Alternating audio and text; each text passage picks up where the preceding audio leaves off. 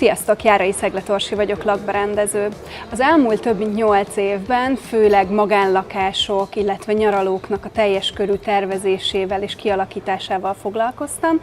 Belekóstoltam egy kicsit a kávézó tervezésbe is, de alapvetően családi házak, lakások, nyaralók tervezésével és átalakításával foglalkozom. Amikor Szabi megmutatta nekem először azt a széket, amit sok-sok évvel ezelőtt lomizott. Ott egy szék, azt lomtalanításnál találtam. Ez jó is az a szék, nem? Szerintem egy hibátlan szék. A kárpitja nem tetszik. Nagyon örültem neki, hogy szerkezetileg épp darabról van szó. Persze azért fel kellett bontani az ülésnek a szövetét, és megnézni, hogy ez nem csak a felszínen jó állapotú, hanem a belső szerkezete is, és kiderült, hogy teljesen rendben van, használható.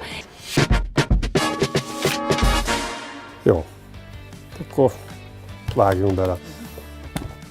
Szekeres Zsolt vagyok ismét, Pomázról, és ez most a Túruszi Szabolcson készül ez a szék, amelyet szeretnénk renoválni, rendbe tenni, hiszen ez se egy mai darab.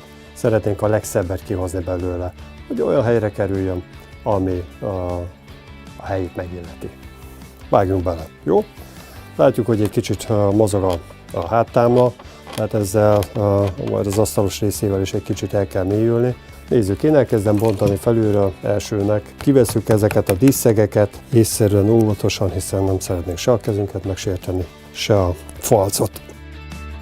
Lakberendezőként nagyon fontosnak tartom az értékmentést. Nagyon szeretek dolgozni régi darabokkal, nagyon fontosnak tartom, hogy ne dobjuk ki ezeket a bútor darabokat, hanem inkább gondolkozzunk kreatívan, és lehet, hogy egy új funkciót tudunk adni az adott darabnak. A szivacsozást ott egy kicsit újra kellett gondolni, és egy kis javításra szorult. Levesszük akkor az alappárnázat és a felső párnázat, ami így egyben van ezeknél a típusú székeknél. Jóformán majdnem ugyanígy fog visszakerülni, úgyhogy amennyire lehet, meg is mentegetjük. A vatellin, ami egy fő tényező, ami megadja azt a kellő a réteget, amitől egyenes lesz az egész, illetve nem egyenes, hanem kellemesebb felületet tud biztosítani. Látjuk, hogy milyen állapotban van a rugó feletti zsákvászon. Hát ezek el vannak már szakadozva, tehát ezt le fogjuk cserélni, és kap egy új a zsákvásznat. Hozzá kell, hogy nyúljunk a rugó kötözéshez, mert el vannak szakadozva több helyen is a zsinórok. Alulról még levesszük ezt a egykori szépséges rózsaszín anyagot.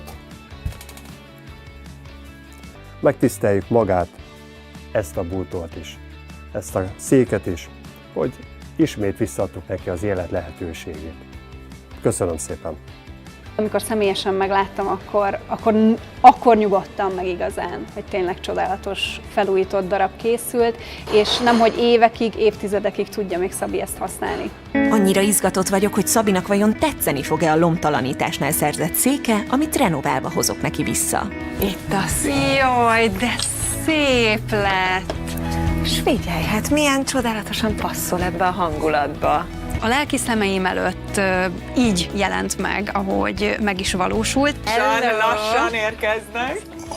Sziasztok! Nem is gondoltam volna, hogy ennyire hálásak lesznek így a munkáért, és hogy sikerült tényleg azt a víziót megalkotni, amit nem is merték gondolni, hogy megalkotható. Úgyhogy a szívembe zártam azt a pillanatot, és elviszem magammal. Itt van a szék is, nem tudom, hogy ezt észrevetted, de amit elvittem, kapott egy új kárpitot. Az új szék nagyon jól illeszkedik az egészbe, alapvetően baromi jó kombinációk vannak. Nagyon köszönöm. Nagyon szépen Köszönöm, és továbbra is majd számítok rád egy csomó jó ötletben, jó? Vettem.